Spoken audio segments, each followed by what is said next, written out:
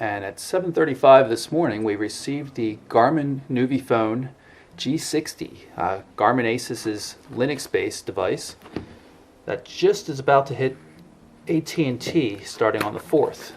I'm going to open it up here, see what we got. I have not looked at this at all, so looks like we've got a little bit of a quick start guide. Here's the device itself. Oddly enough, it has a non-transparent screen protector on it. Usually these things come with clear plastic. Pretty substantial feeling device. Let's see if there's a battery in it. No, the battery's not in it yet, so we'll dig that up and stick that in there. Open it up, see what we've got. This I recognize as being part of a car kit. There's the battery. It's a 1200 milliamp hour battery, it says. Oh look, there's already a SIM card in here. Stick the battery in. And let's see if it powers up. What else we have in here? This looks like a ball joint for the car kit. I have a Garmin in my car, so I recognize it as being almost the same thing. Plug adapter. Here's the rest of the car kit. Based on my experience with the other, the nav system in my car, this is really a pretty nice system. The ball joint works really well. It's nice and stiff, and the suction cup works well also. You just stick it on there flat like this, flip it down, and it sticks on quite nicely. Nicely done. The rest of the power connector looks like it's a USB type, so the charging cable is a USB cable, which would be right here.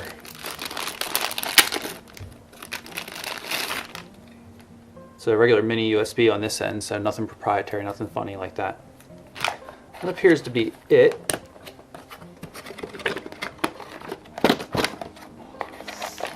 Except for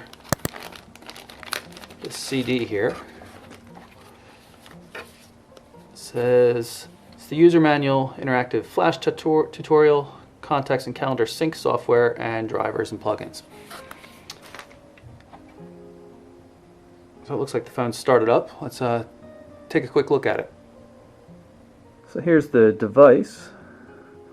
This is the proprietary connector that goes for the car mount.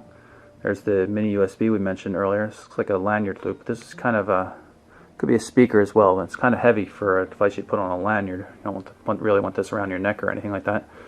Camera on the back, volume controls, and probably a camera shutter button here.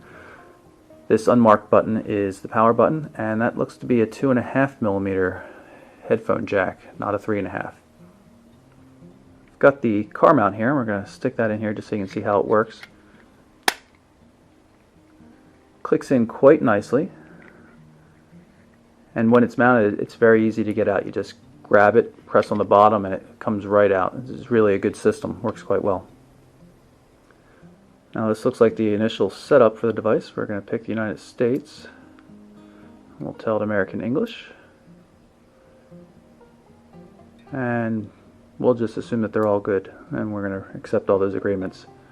It's telling us not to use this while driving and blah blah blah blah blah. This is privacy policy things. Asking us to register. We'll do that some other time. And there we have it. We're finally in the phone. Looks very much like the device I used in Barcelona earlier this year, except it's much more responsive. Resistive display, so it takes a little bit of pressure, but very light. It feels pretty nice. Not much battery charge on it.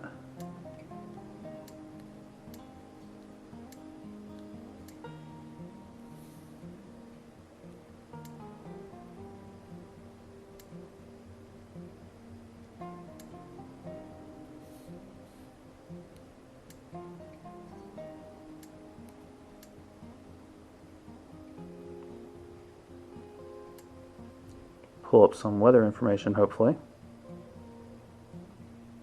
Can only assume it uses the GPS. You can see it says we have a 3G connection. Of course, this is on AT&T. And it's telling us weather for Kansas, which is most definitely not where we are. Let's try weather near.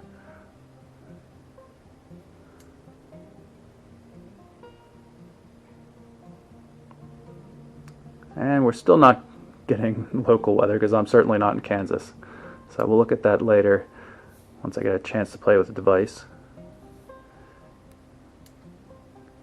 Text messaging, email, client, pretty much everything we expect.